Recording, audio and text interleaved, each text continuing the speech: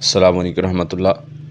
11واں پارہ آج پڑھیں گے انشاءاللہ، اس کا خلاصہ بیان کریں گے۔ سورۃ توبہ اور سورۃ یونس، اس میں دو صورتیں ہیں، اور اس میں سب سے پہلے اللہ تعالیٰ نے ان منافقین کی مذمت کی ہے جنہوں نے غزوہ تبوک میں شرکت نہیں کی تھی۔ اللہ تعالیٰ جب نبی صلی اللہ علیہ وسلم واپس آ رہے تھے، اللہ تعالیٰ نے وحی کے ذریعے اللہ کے نبی صلی اللہ علیہ وسلم کو بتلا دیا کہ میرے نبی کچھ لوگ آپ کے سامنے عذر لے کر پیش ہوں گے، تو آپ نے ان کا عذر نہیں ماننا۔ اگر آپ مان بھی لیں تو اللہ ان کا عذر نہیں مانے گا، یعنی اللہ تعالیٰ ان کو پسند نہیں کرتا، کیونکہ وہ منافقین تھے، جھوٹے عذر بنا رہے تھے۔ غزوہ تبوک بڑی آزمائش والا غزوہ تھا، کیونکہ ایک تو رومیوں کے ساتھ جنگ تھی، اور دوسرے نمبر پہ پھل پکے ہوئے تھے، اور سارا کچھ گرمی بہت تھی، سارے معاملات تھے۔ تو انہوں نے کیا کیا، منافقین نے مسلمانوں کی ضد میں مسجد کھڑی کر دی تھی، مسجد ضرار، جس کو اللہ تعالیٰ نے حکم دیا کہ اس کو گرا دیا جائے۔ اس میں نبی صلی اللہ علیہ وسلم کو حکم دیا کہ آپ نے اس میں نہیں جانا، اس میں کھڑے نہیں ہونا۔ وہ منافقین نے مسلمانوں کی ضد میں بنائی ہے، تو نبی صلی اللہ علیہ وسلم پھر اس میں نہیں گئے، بلکہ فرمایا کہ مسجد قباء میں آپ نے کھڑے ہونا ہے، جس کی بنیاد تقویٰ پر ہے۔ اللہ کے نبی صلی اللہ علیہ وسلم نے مسجد ضرار کو پھر ختم کروا دیا تھا۔ آگے چل کے مومنین کی صفات بیان کی گئی ہیں۔ اللہ تعالیٰ فرماتے ہیں کہ مومنوں نے اللہ تعالیٰ سے سودا کر لیا ہے، اپنی جان اور مال کے بدلے جنت خرید لی اللہ سے۔ تو اللہ فرماتے ہیں یہ اللہ کے راستے میں لڑتے ہیں، قتال کرتے ہیں، قتل ہوتے ہیں یا قتل کرتے ہیں، شہید ہوتے ہیں یا انہیں قتل کرتے ہیں، تو اس کے بدلے میں اللہ تعالیٰ ان کے لیے جنت رکھی ہے۔ ان کی صفات میں مزید اللہ تعالیٰ نے بیان فرمائی ہیں: توبہ کرنے والے ہیں، عبادت کرنے والے، روزہ رکھنے والے، رکوع کرنے والے، سجود کرنے والے، نیکی کا حکم دینے والے، برائی سے منع کرنے والے، اللہ کی حدود کی حفاظت کرنے والے۔ ان سب کے ساتھ اللہ فرماتے ہیں کہ میں نے ان کے ساتھ جنت کا وعدہ کر رکھا ہے۔ غزوہ تبوک میں شرکت نہ کرنے والے 3 مخلص صحابہ بھی تھے، جو کسی وجہ سے اس غزوہ میں شریک نہیں ہو سکے۔ اللہ کے نبی صلی اللہ علیہ وسلم نے ان سے بھی 50 دن تک اللہ تعالیٰ نے ان کی توبہ کو قبول نہیں کیا۔ 50 دن کے بعد اللہ تعالیٰ نے ان کی توبہ کو قبول کیا۔ ان میں کعب بن مالک بھی تھے، ہلال بن امیہ بھی تھے، مرارہ بن ربیع بھی تھے۔ یہ کہتے ہیں کہ ان کے یہ دن بہت مشکل سے گزرے تھے، اور 50 دن 40 دن تو صحابہ کرام ان سے بات نہیں کرتے تھے۔ پھر 10 دن کے لیے بیویوں کو بھی حکم دے دیا گیا کہ تم ان سے الگ ہو جاؤ، یعنی بہت بڑی مشکل سزا تھی ان کے لیے یہ۔ خیر اللہ تعالیٰ نے ان کو معاف کر دیا، پھر ان کے لیے آیات اتری، اور یہ ان کے لیے بڑی خوشی کی بات تھی، تو پھر اللہ تعالیٰ نے ان کو معاف کر دیا۔ پھر آگے چل کے اللہ تعالیٰ فرماتے ہیں کہ اگر ہم کسی کو تکلیف دیتے ہیں تو اس کا مقصد اللہ کی طرف رجوع کروانا ہے۔ یہ چھوٹی تکلیف بڑی تکلیف سے بچانے کے لیے ہوتی ہے۔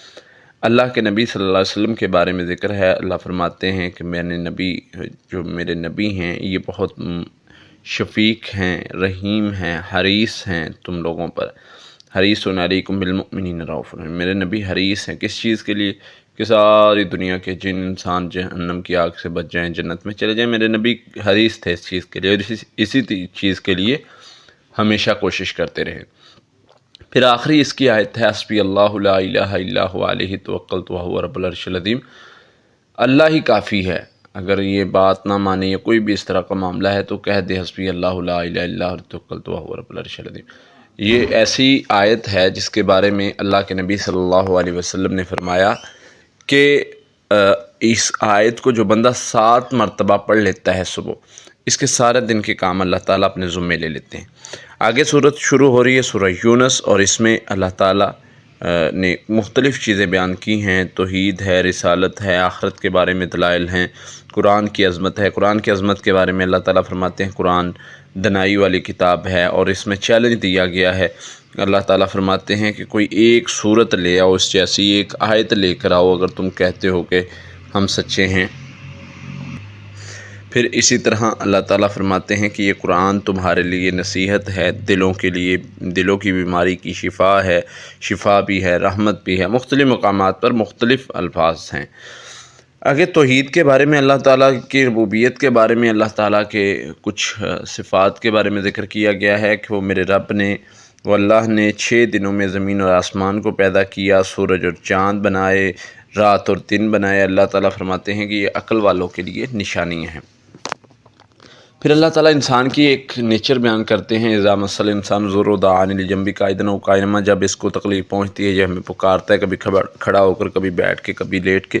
جب اس کی تکلیف دور کر دی جاتی ہے تو یہ بھول جاتا ہے جیسے اس کو ضرورت ہی نہیں پڑی پکارنے کی۔ اللہ فرماتے ہیں کہ انسان بڑا ناشکرا ہے۔ انسان کے بارے میں یہ چیز اللہ تعالیٰ بیان کر کے اس کو بتا رہے ہیں کہ تجھے کیا کرنا ہے، کس طرف لوٹنا ہے مشکل پریشانی کی طرف، مشکل پریشانی میں اللہ کو پکارنا ہے، اللہ ہی دور کرنے والا ہے۔ پھر اسی طرح اللہ فرماتے ہیں رازق اللہ ہے، خالق اللہ ہے، مالک اللہ ہے، ہر قسم کی تدبیر کرنے والا میرا رب ہے۔ یہ ہمیں ایک بہت بڑا سبق دیا گیا ہے، اس صورت میں سکھایا گیا ہے کہ رزق مانگنا ہے، اولاد مانگنی ہے، کوئی بھی چیز مانگنی ہے، کوئی بھی مسئلہ ہے تو اللہ سے مانگنی ہے۔ جس نے پہلی بار پیدا کیا ہے وہی دوبارہ پیدا کرنے والا ہے، کیونکہ یہ کچھ لوگ کرتے تھے نا کہ کیسے اللہ دوبارہ پیدا کرے گا، تو اللہ فرماتے ہیں یہ کوئی اللہ کے لیے مشکل نہیں ہے، جس نے پہلی بار پیدا کیا وہ دوبارہ بھی پیدا کر سکتا ہے۔ یہ جو لوگ اعتراضات اٹھاتے ہیں ان کے پاس کوئی دلیل نہیں ہے، یہ بلا وجہ اپنے نفس کے پیچھے لگے ہوئے ہیں جس کی وجہ سے اعتراضات اٹھاتے ہیں۔ پھر اللہ تعالیٰ نے آگے اسی صورت میں بیان کرتے ہوئے اپنے دوستوں کا، اپنے ولیوں کا تذکرہ کرتے ہوئے فرماتے ہیں الا ان اولیاء اللہ لا خوف علیہم ولا هم یحزنون، یہ جو میرے دوست ہیں ہوں گے خبردار، ان کو کوئی نہ خوف ہوگا، نہ غم ہوگا، نہ پریشانی ہوگی۔ قیامت کے دن اللہ تعالیٰ ان کو خوف پریشانی سے دور کر لیں گے اور یہ خوش خرم ہوں گے۔ پھر رسالت کے بارے میں کچھ آیات اس بارے میں ہیں۔ اللہ تعالیٰ فرماتے ہیں کہ ہر قوم کے لیے یہ ان کو عجیب رہا ہے کہ یعنی ان کے لیے یہ عجیب چیز تھی ہر قوم کے لیے کہ نبی جو ہے وہ انسانوں میں سے بن کے آئے۔